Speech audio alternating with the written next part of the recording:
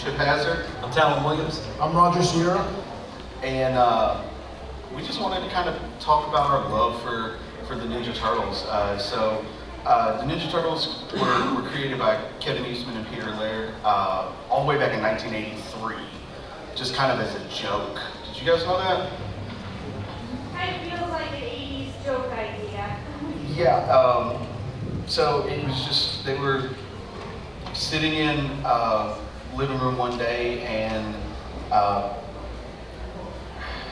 it was Laird had invited Eastman to kind of move in with him because they were struggling as comic creators and all this, and he just kind of randomly drew this anthropomorphic turtle, and they were like, okay, what do we do with this? And so then they created 3 more, and originally they were going with like Japanese names, but it didn't work out for them. They're like, we just can't, like, nothing really sounds great.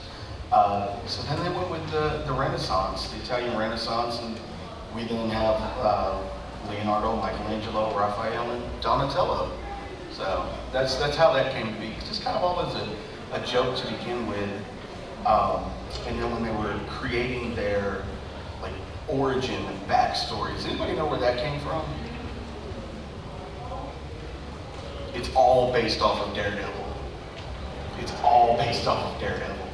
So in Daredevil, Matt Murdock gets his powers because this can of, radioactive material falls off a truck, hits him in the face, he goes blind. Well, they kind of looked at that and they were like, okay. So they have that same radioactive material bounce off of the kid, hits the, this seems kind of loud. Is that loud? Okay. We're not used to it. That's what we Yes, that's it. Sorry, we're kind of new to this whole sound. Yeah. We don't know how to sound this, so it's fine. We still don't know what we're doing right now, so. Don't listen, we do. But so yeah, they kind of have this. What we later find out is TGRI mutagen, but it just bounces off this kid down into the drain, and the turtles are born from there. And even further into that, you have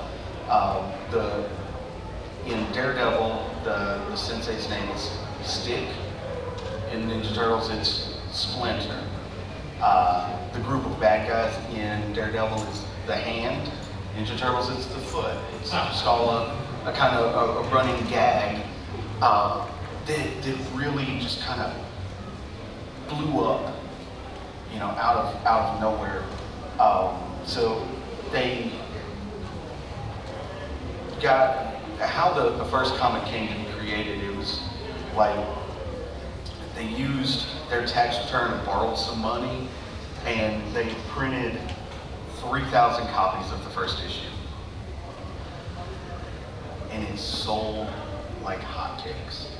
They ended up going back and reprinting another 30,000 copies.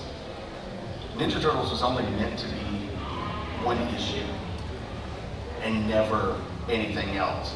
But that first issue boomed, and then now here we are 30, 40 years later, and we're talking about the Ninja Turtles. So there have been a plethora of comic companies that have ran Ninja Turtle comics. So it originally started with Mirage Studios. And the funny thing about Mirage Studios is, you know where the name came from? It was a mirage. There was no studio. Everything was done in Eastman and Laird's living room. So for 10, the first run was like 10 years on Mirage Studios. And then mixed in with that, they did some stuff with Archie Comics, which is more of the cartoony, campy stuff. Because take a step back, the original run of Ninja Turtles was very dark. not kid-friendly. There was a lot of blood and guts and stuff in that. And then when they picked it up for the TV show, they wanted to dull it down.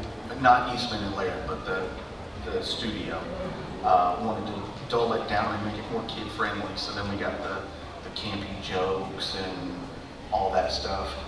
They were fighting, but there was no like real blood or anything like that. It was literally made for kids. Then in '87, I believe it was, Playmates picked up the toy rights for Ninja Turtles, and they sold. It was the number 3 highest selling toy of any toy in that era. During their run, they made somewhere around 400 different Ninja Turtle figures. This is for Ninja Turtles, the villains, and everything. And they sold 1.1 billion toys from 87 to 89. So I mean, you think about that, that's, in 87, 1.1 billion toys is insane. But now you bump that, up to 2023 and think about, if you do cost inflation and everything, I mean, that's I would say probably the highest toy on the market right now if you inflate, that's still on the market. Oh. Can take a phone call.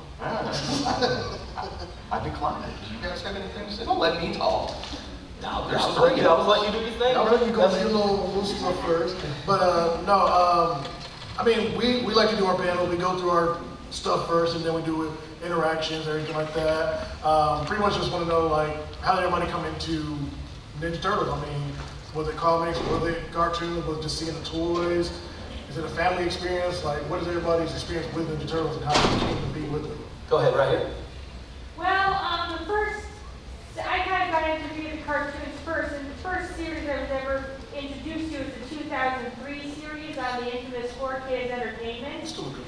Yeah, and I remember watching it part because, I would record that along with other shows on my family driving to church.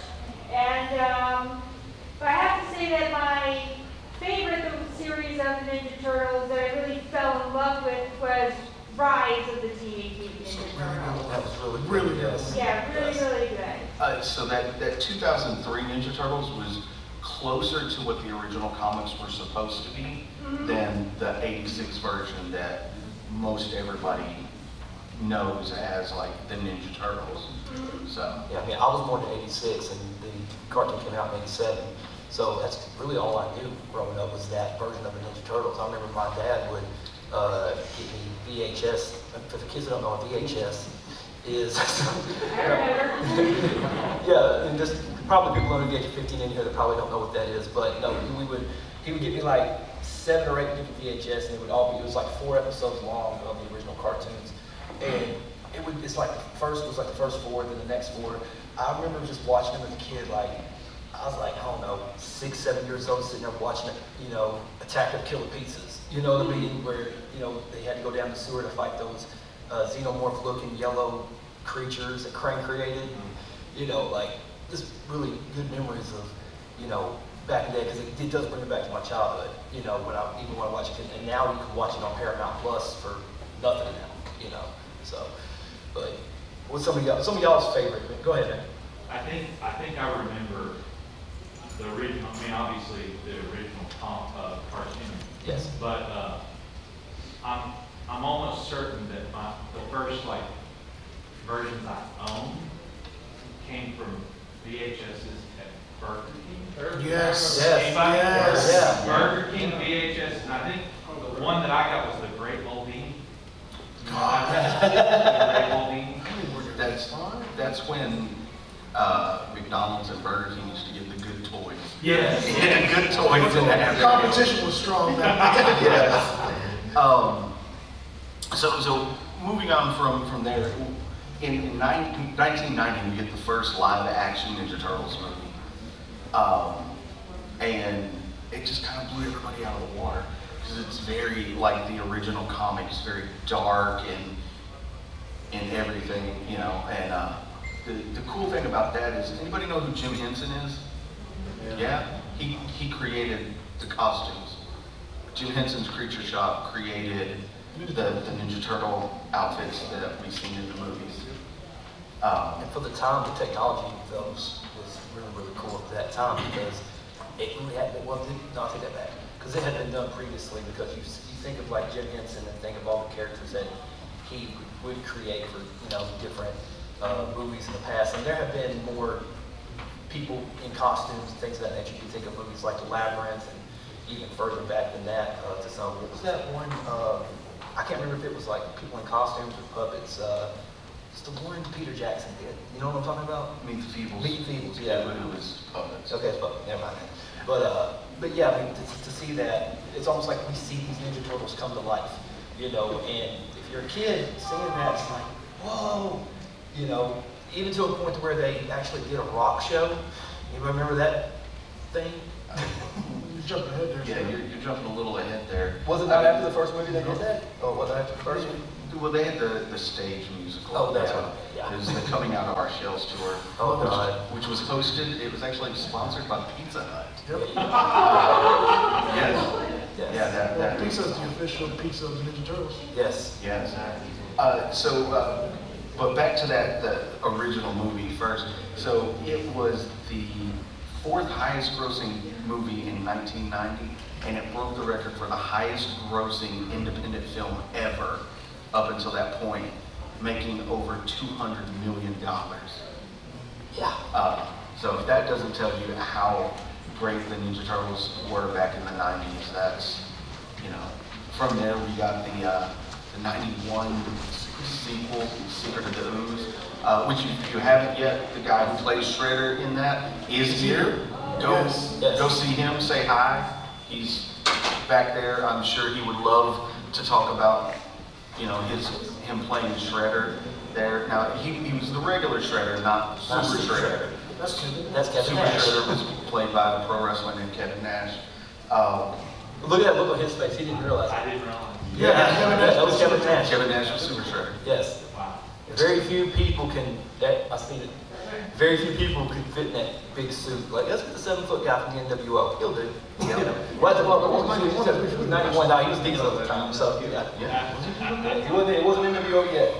I don't even know if he was Diesel then. Yeah. What was he, Vinny Vegas? Maybe. He was Diesel. He was Diesel? Right. Thank you, Mark. Yeah. I'm just kidding.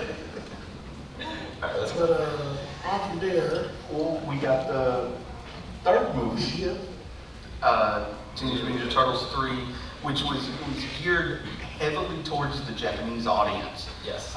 Because they felt like the Ninja Turtles was faltering in Japan, so they geared it more towards the Japanese audience, which is why they kind of go back in time to feudal Japan. And going back and watching that movie, it wasn't that bad. it wasn't terrible. I remember watching it when it first came out, and I was like, oh God, this is terrible. But now at 40, going back and watching it, I was like, no, it's not terrible. Like, the story was good, you know. The acting may not have been great, but What you're telling me, 1993 Turtles in Time movie had bad acting? I'm just saying. But if you thought, Or was it 94? I thought it was 93. What was the second? Secret News. 91. Oh, 91. Well, that was right after. Yeah, so they did 90, 91, and then they skipped a year, hit 93. But Go ahead. if you thought that third Turtles movie was terrible, you have never seen the live action Teenage Mutant Ninja Turtles, The Next Mutation. Yep. Anybody seen that one? Yeah. Who did that introduce? I don't like to You That's introduced, what's the name? Is it Venus? Venus de Milo. Venus de Milo. They targeted the girl audience and it did not work at all. I think we just unlocked a repressed memory in his brain just then. I got kind of a different kind of question. So, Okay. the way it's going now, where do you see it going in the future? Well, with Nickelodeon owning it, it's still gonna be the cartoony style it's going, but Good or bad though, you know what I'm saying? I think it's going to be good. Have you seen the next mutation? What'd you think of it? I mean, I'm new to this stuff, so I'm a novice with this. Okay. Yeah, but I mean, your personal opinion of that movie, what did you think? It was entertaining at the time. Exactly. You know, so- Has everybody seen that movie, by the way, the newest Ninja Turtles movie? Mutant Mayhem? Yeah. Yeah, man, yeah. I'm still learning rise. Did I say something? yeah, you said the new mutation. Well, because I was just talking Yeah, about. but yeah, Next the Mutation, I newest one, apologize. the Seth Rogen one. Which, further down in my notes here, they actually have tapped that, they're gonna do a TV series that's based directly off of that movie. They've already greenlit it for 2 seasons, and it is supposed to debut February or March of '24. So, there's a little there. But no, I like the direction they're going with. I know a lot of people don't like the animation style. It's fine with me, in my opinion. I love it. I just like that they don't take themselves too serious and don't try to force the basis of Ninja Turtles into it too much. I know it's kind of weird to say, like, oh, they're not sticking to just playing Ninja Turtles. No, they're expressing themselves differently, and it's still fun. Because they're teenagers, you know, and it's like what do normal teenagers think about? You know, popularity, you know, stuff like that. You want to be accepted, things of that nature. Pizza, you're right, you know. So it makes sense for them to be similar to them, you know. And even some people will say, I mean, if they're supposed to be teenagers, they don't really act like teenagers, act like, you know, full-grown adults sometimes. It's like, no, not all necessarily, because I mean, but they made it a little true to life with this one, you know. So I do appreciate the fact that they're keeping at least, and even with, you know, the way that Splinter kind of treats them in a way like he's their father, but it's like, what typical teenager doesn't resent their parents at some point? You know what I mean? Or doesn't want to have nothing to do with them. They want to go out and be free and explore and stuff like that. So it makes sense from that perspective as well. So Yeah.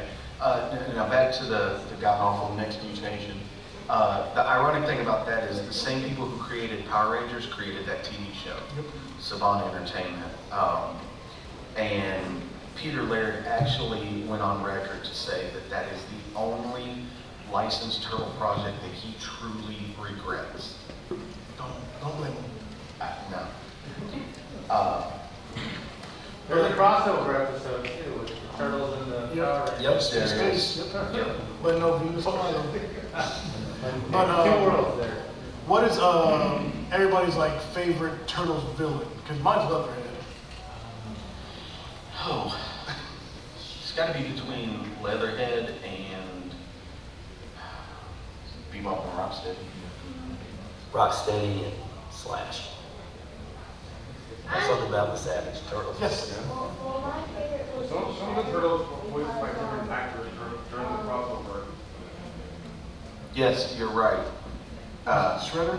No, the Turtles in that crossover episode, they were voiced by different actors than what were in the TV show. Because they didn't, for whatever reason, they didn't have the license to use the TV show voices, even though they created the TV show. It's a weird thing. In my research, I could never figure out why that happened, but yeah. But probably. So little man, you said yours was Shredder and what?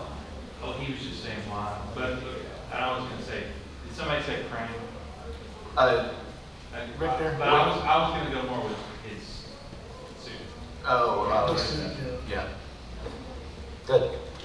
I have kind of 2 favorite villains, I guess you could say, from the 2003 Turtles show. My favorite was, I forget his name, but he was like the son of the Battle Lord of the Battle Nexus. He had this kind of animosity towards Leonardo. And I thought he was kind of complex. At the end, he's defeated by turning him back into an innocent child, where he has a chance to grow up into a decent person. I thought that was pretty cool, a unique way of taking down a villain. And from the Rise, Baron drafts him because he's almost like if a Disney villain got a redemption arc. Okay, I can see that. Yeah. Anybody else?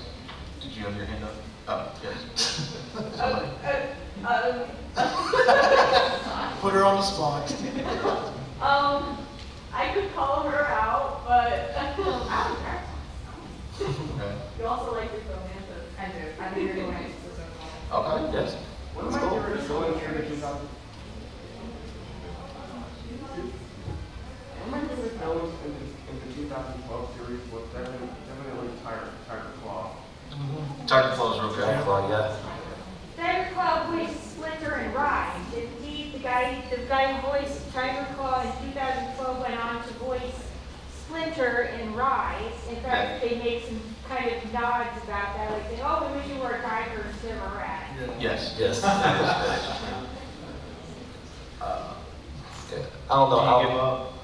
I would have to say Snakey from 2012. Okay. Yeah. I like the 2012. Yeah. So for those that didn't know, in 2000, Kevin Eastman actually sold his share of the Ninja Turtles to Peter Laird. So Peter Laird, up until 2003, was the sole owner of Ninja Turtles. And then in 2003, he sold it to Nickelodeon, who now own all the rights to the Ninja Turtles. Yeah. So that's when we get the 4Kids Entertainment Show, which ran for 7 seasons, concluded in 2009. And actually, Peter Laird had a role in the production of that one, which is why it was a little bit darker than that 86 version that we had, and everything. It was more true to the comics. So from there, you kind of, in 2011, IDW Publishing took over as the sole comic studio. They write and release all of the Ninja Turtle comics. Any of you read any of that IDW published Ninja Turtles? You know, you just start reading some old Ninja Turtles. So that from 2011 until now, it's been the longest continuation story of the Teenage Mutant Ninja Turtles in comic book form.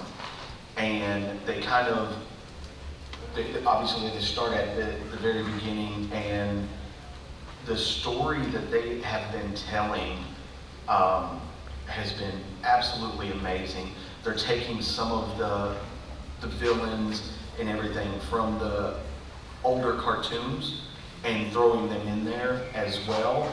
So you're getting to see these, how they would flesh out, and it's a little darker than what the cartoons are, but still light enough that like your little kid could read it and understand it.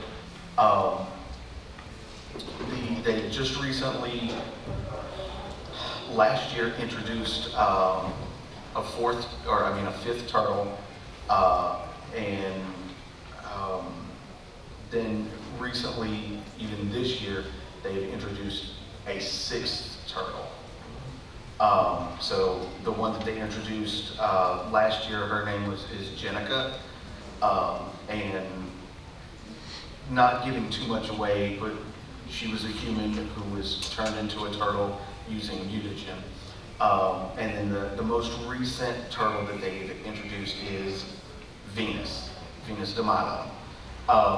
But the story that they tell, it's a complete retelling of her origin story, and it's really dark and really amazing. I 100% recommend the IDW publishing of the continuity of Teenage Mutant Ninja Turtles. So, I mean, I pretty much got up to sort of where they are right now, with Nickelodeon still doing the kid-friendly stuff, but the comics line keeping it geared toward the, I'm not going to say adult audience, but the more grown audience. They did The most famous one IDW did so far that most people know would be The Last Ronin, Yes. which is really dark. Has anybody here read The Last Ronin yet? So The Last Ronin was actually a comic that was created by Kevin Eastman and Peter Laird way back when. And the concept of it is, what if 3 of the 4 turtles die? Who takes up the mantle and runs with this? Yes, sir.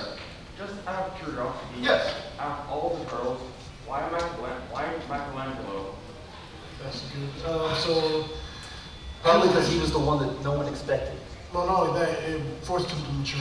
Yeah, that's what I'm saying, because, Yeah. you know, because every turtle has their own personality. Leonardo was the leader, Raphael was the hothead, Donatello was more of the smart strategist kind, and Michelangelo was basically, you know, like the cartoon. He was the party dude. He was the party dude, you know.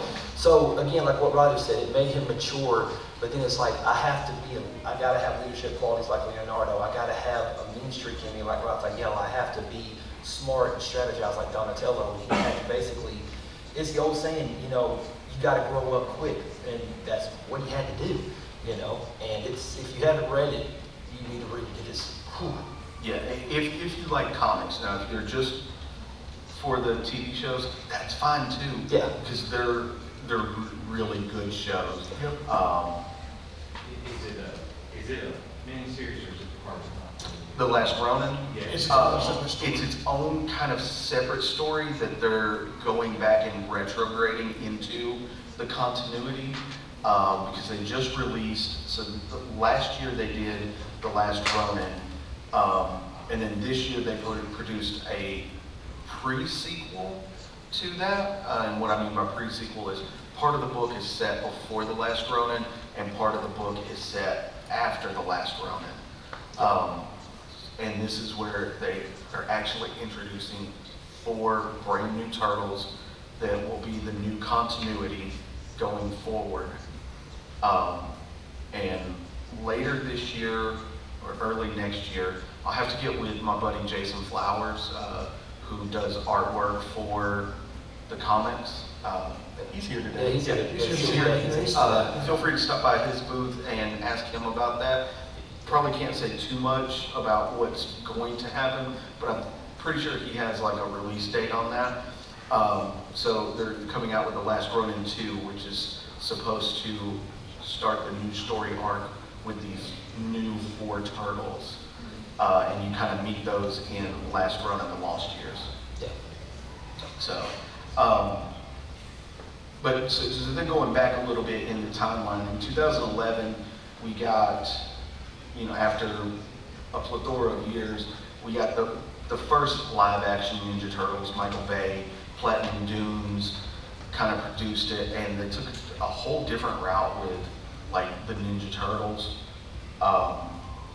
And it was actually a huge box office success, and it received a sequel. However, the sequel was delayed quite a bit because they wanted to, the story that they had written that was the direct sequel was shot down by Nickelodeon. So then we get what comes to be Out of the Shadows, which follows more closely to the comics. You get to see Shredder, Super Shredder, and all that. So it's a little bit darker, a little more close to the comics and everything.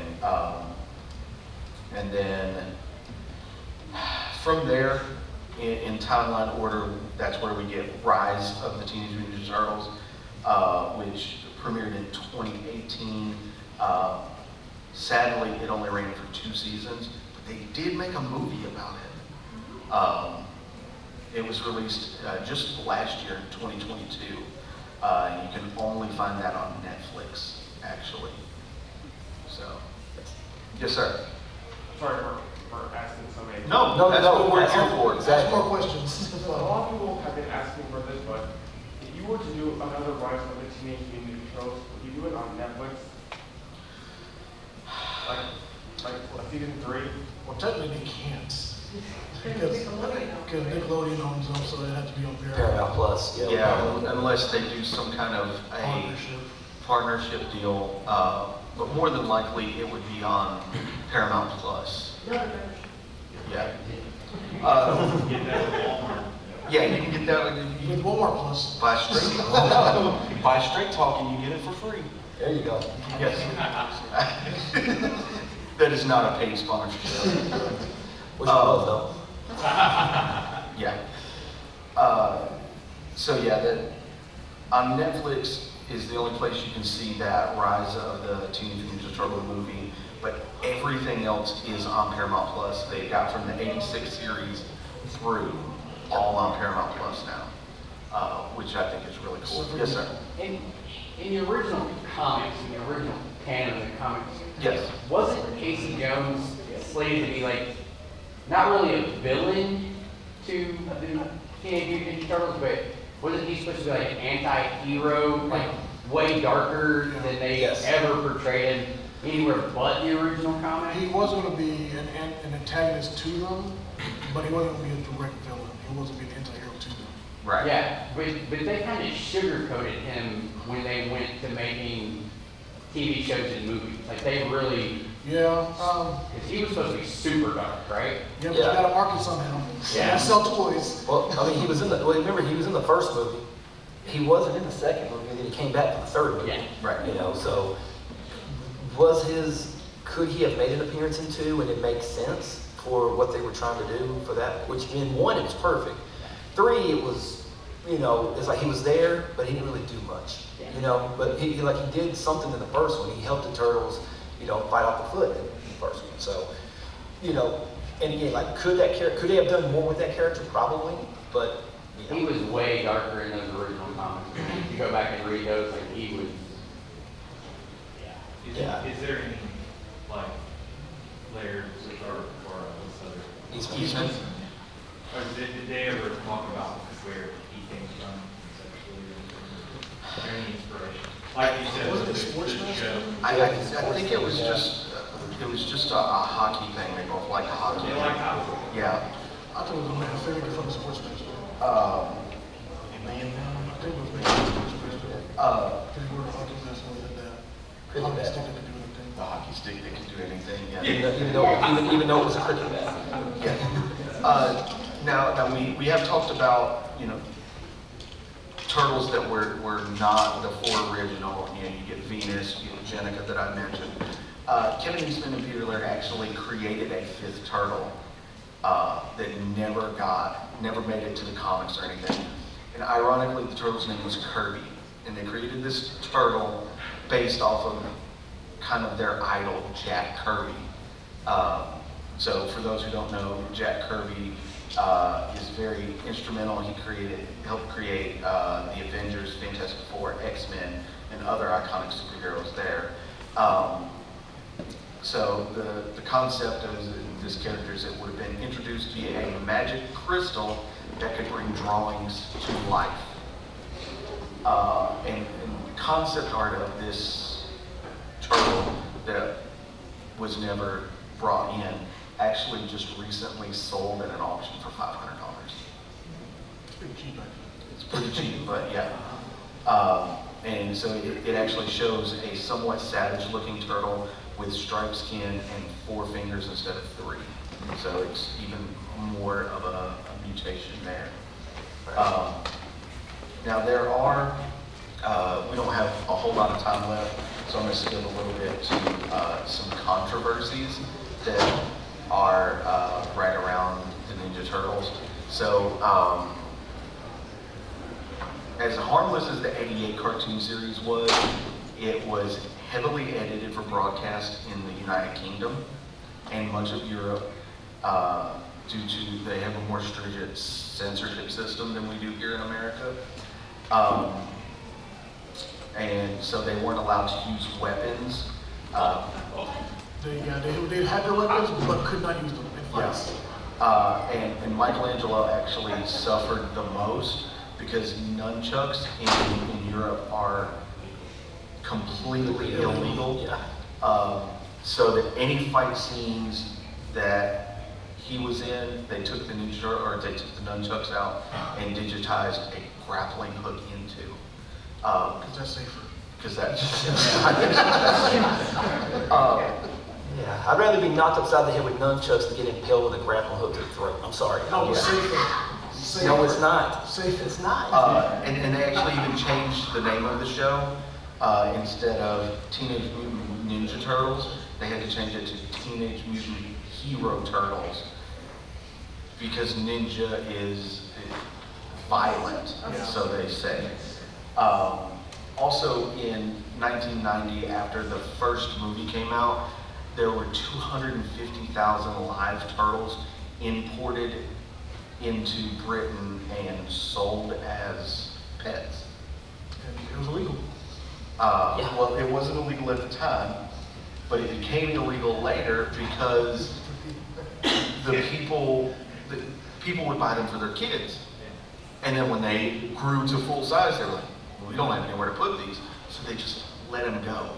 And they devastated the ecosystem in the ponds and rivers that they let them go in. So, yeah.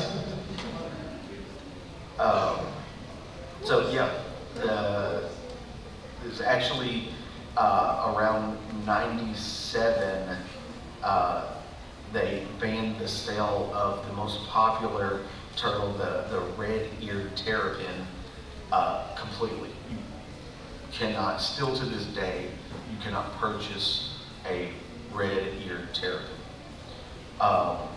They also, in 91, the turtles came under fire from the American Farm Bureau when they starred in Random House books. Ninja Turtles did a series of Random House books about the ABCs. However, in the book, they covered environmental issues, including a statement saying that some animals are injected with cancer-causing artificial growth hormones, and that much of the world's grain goes to feeding cattle rather than starving people. So the American Farm Bureau tried to sue, but they closed the case out of court, and part of that deal was that the book never actually got published. So it was written, it was there. I'm sure there's a copy of it, probably somewhere on the black market. Maybe the UK. Yeah. And then the final thing, this is kind of for you, your favorite was the 4Kids Entertainment 03 version. It was actually a episode called Insane in the Membrane that was so dark it was pulled before it ever aired. Now in this episode, Shredder actually tortures Baxter Stockman by slowly dismembering him. And so Stockman creates a clone and transplants his consciousness into that, and then his body decomposes, exposing muscle and bone, and he is forced to sew fallen body parts back together. Yeah. So, Why yes. did they let that on 4K?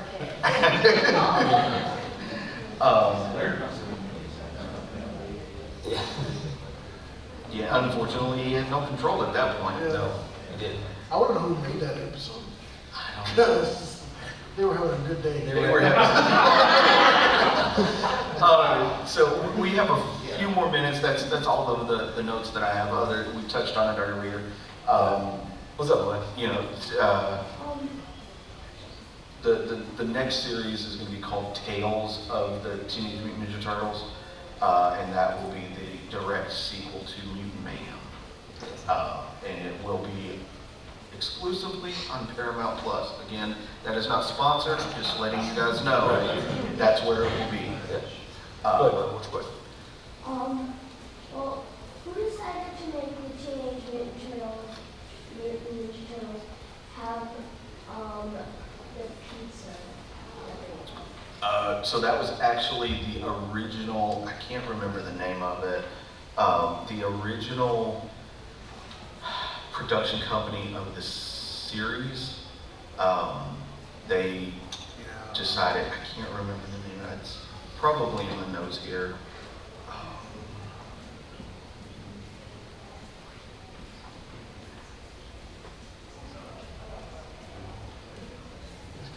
they got a partnership with Pizza Hut. Yeah.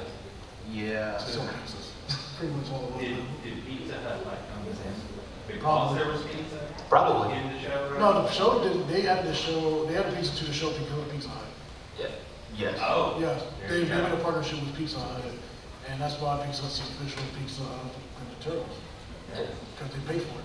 It was excellent marketing for the time. Oh, It was yeah. excellent marketing for the time. Absolutely. Yeah. Still to this day, I mean. Yeah. Because even in that first movie in the 1990s, you see them waiting, and he's like, "Pizza dude's late," and it's Half an hour. That scene alone has one of my favorite quotes in it of all time. Of all the, he goes, "Forgiveness is divine, but never pay full price for late pizza." yeah. It's the greatest thing ever. The one thing that I forgot to mention was Ninja Turtles have been in over 30 different video games, but the first one was released in 1989 on the NES, the regular Nintendo system, and it actually is the highest selling non-Nintendo property on that system. It sold approximately 4 million copies. And is also listed as one of the hardest Nintendo games ever. Because you have electrified seaweed. That's all you gotta say. Behind Battletoads. Yes. Yes. And that still happened. And I could never. I think Turtles in Time is a better overall I game, to be honest with you. Anybody who beat the regular, that first game, they're a mutant themselves. Exactly. Pretty sure you get Pizza Hut for life. Right, I think so. I'm a true video game nerd. I did beat that version of the game. Did and, you? Yes, and it has a great scene at the end with credits after you beat the game, but you don't get pizza for life, unfortunately. I did not get pizza for life. And Chip just gets sad. And I'm still a little sad about it. Right. So we got a little time. Let me ask you guys, who's y'all's favorite Ninja Turtle? Donatello from Donatello? Rise. All right, let's get a show of hands. Whose favorite Ninja Turtle is Donatello? So 1, 2, 3. All right. Don't be so It's shy. okay, so shy. It's okay to like him. It's okay to like Donnie. Okay, whose favorite is Leonardo? 1, 2, 3. A little bit more. Okay. How about Raphael? 1, 2. All right, now the true GOAT, Michelangelo. Looks like Leonardo's a true dog. Oh, I have one thing to share before we go. Yes, go ahead. I went to a liberal arts college, and one of the things our teacher tried to do, he said, now remember, he showed a statue by Donatello, like the original artist. He said, now just remember, one of the Teenage Mutant Ninja Turtles did this statue. That's your way to remember, but you goofed up because everyone put Michelangelo on the statue except me. Pretty much everyone, because that's the Ninja Turtle everyone always thinks of when you think of TMNT, but it was Donatello, and he said it to the class. It was Donatello, not Michelangelo. Did you guys ever hear the theory as to why the turtles got the weapons that they got? No. You never heard that theory? Okay. Say what now? What'd you say? The theory of why the turtles got the weapons that they got? It's not a theory, they tell you why. Well, no, but for those of you who don't know, all right, so Michelangelo is the one that's the, he's the wild one, he's the goofy one and stuff. Why did Master Splinter give him nunchucks? Because in order to use nunchucks, you have to be very precise, very, very focused, and you have to learn to control it. And with the personality that Michelangelo had, he's wild and goofy and stuff, but he had to learn to control it, right? You look at Donatello. Donatello was the more tech savvy of all the turtles, so what does Splinter give him to use? A stick, just a bow, and he had to learn to improvise with that. He then gives Raphael the sais. Sais are mostly defensive weapons that you can use for offense, but they're mainly used for defense. And because Raphael's the most hot-headed of the one that would probably go for the kill quicker than anybody, he gave him the sais in order to control his rage and to be more defensive with his attacks and stuff. And then you got Leonardo. Leonardo is the only turtle to have a bladed weapon. He has the katanas. And it's so that as the leader, he needed to understand that there are some times where you would have to take a life, but always, always remember, to believe that, you try to deflect as best way you can, but if there is a situation, you have to be the leader.